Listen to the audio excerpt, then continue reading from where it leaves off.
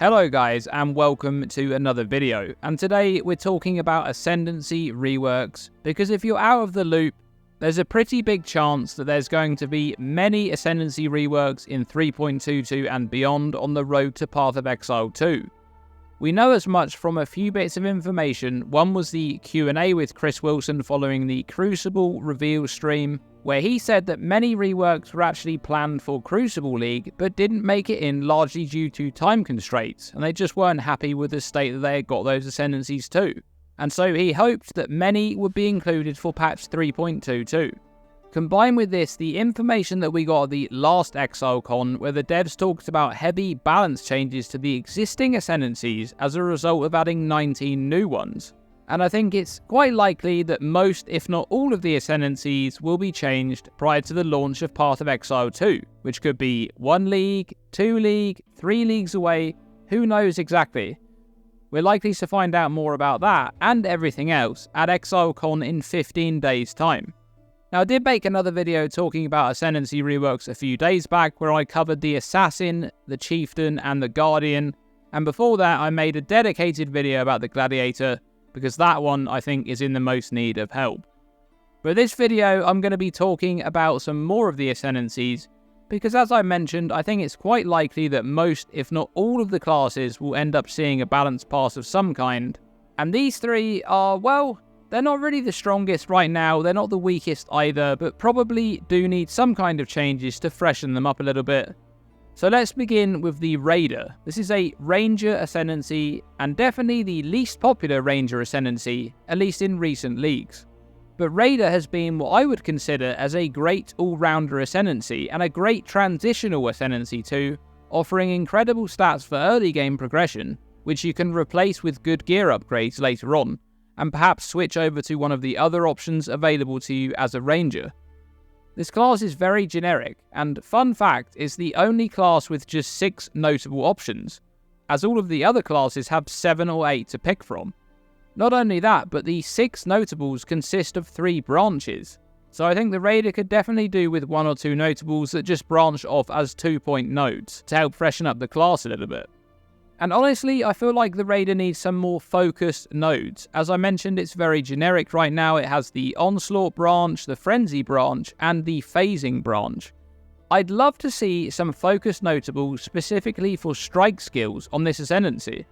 Even the concept art depicts a melee character, and I think the Deadeye has taken up the slacks as the dominant go-to bow Ascendancy, at least for the Rangers options. So I think some strike-related nodes to help with those sword, claw, and dagger melee archetypes would be great.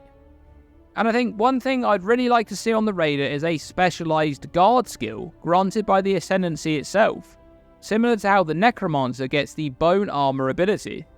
The Raider could have a guard skill which plays into the evasive nature of the class. Perhaps something tied to frenzy charges, like how Immortal Call expends endurance charges to boost its buff. And in general, I really do think that it's high time that we had more guard skill options in Path of Exile, as there's so many avenues to explore in regards to guard abilities. So I'd love to see them add more options to the game. Perhaps in Path of Exile 2, eh? Alright, let's take a look at another Ascendancy. This time it's the Ascendant, the Scion's only choice for Ascension. And this really is a bit of a weird one. The balance for Ascendant has always been difficult because of its concept, and I think without changing that concept, it will continue to be difficult in the future as well. But I do quite like the design of Ascendant. It can offer some interesting options, and it is very, very niche, and most of the time a lot of builds will have a better time on another class, but rarely is the best choice, and when it is, it just fits perfectly for everything that you get from it. And I do just want to play this short clip from ExileCon 2019, where the devs were asked about the Ascendant in the context of 19 new Ascendancy classes. Take a look. What does a Path of Exile 2 Ascendant look like in the context of 19 extra Ascendancies? We'll talk about that. We'll talk about that later. I'm sure we will. Yeah. There's going to be many conversations around that. Yes. Now, I think it's interesting that we've heard that there will be 19 new Ascendancies. That's 1 for the Scion and 3 for each of the other classes. And that's really exactly what I'm expecting. I expect that the new Scion Ascendancy will essentially be just like Ascendant, the only difference being that it's able to choose between the options from the 18 new Ascendancies, rather than the Ascendant which chooses from the options of the 18 original Ascendancies. However, this question, and even their responses, may seem to suggest otherwise. The question is asking specifically about the Ascendant in the context of 19 new classes. I wonder if the Ascendant will actually be able to choose between all of the options of the pre-existing Ascendancies and the new ones that are being added in Path of Exile 2. So it has the choice of 6 options for each class. And the new Scion Ascendancy could actually end up being something entirely different, perhaps something very special and unique. We'll have to wait and see with that one. It would massively improve the Ascendant to just have a vast array of options to pick and mix and match with. And otherwise, I'm not really convinced that there's many other things that can happen with the Ascendant. It will only change on a per node basis when the other classes get reworked. So in a sense, it's constantly being reworked over time as the other Ascendancies get updates. Alright, let's move on to the Berserker. This is a Marauder Ascendancy, and it's kind of the oddball out of all of them. I get what they were going for with the Berserker. This class can deal massive damage, but it comes at a cost. We see that type of design on almost all of the notables. You get a big upside with a big downside. And I saw a great video here on YouTube a few days ago, really funny video from Anti-Meta Meta Build. I'll actually link that video in the description if you're interested. Watch it if you want to laugh. But he was talking about exactly that in this video. How Berserker just kind of stands out like a sore thumb. It's the one class that gets a bunch of downsides attached to its Ascendancy options, almost a little bit like Keystones. Personally, I'd like to see a Berserker that's even more specific to Rage.